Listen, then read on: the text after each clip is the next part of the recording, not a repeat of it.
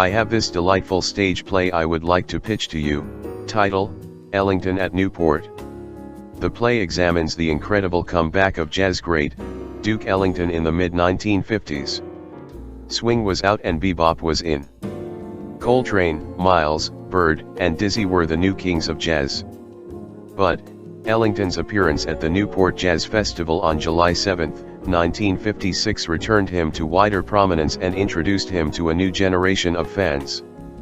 The normally sedate crowd was on their feet dancing in the aisles, reputedly provoked by a striking platinum blonde woman named Elaine Anderson in a black evening dress, getting up and dancing enthusiastically.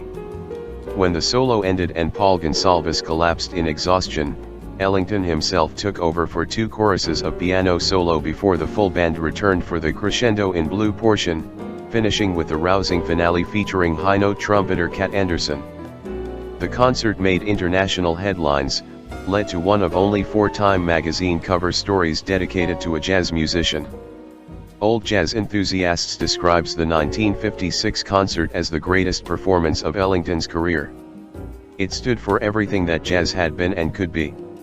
Many big bands had folded completely by the mid-1950s, but Duke had kept his band working, occasionally doing shows in ice skating rinks to stay busy.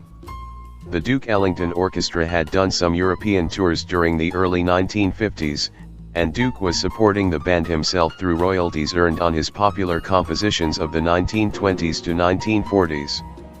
At the time of the festival, the band did not even have a record deal.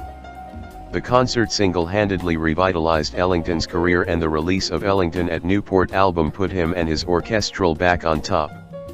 Soon after Hollywood took notice, Duke Ellington composed his first movie score in 1959 for Anatomy of a Murder, which won him 3 Grammys.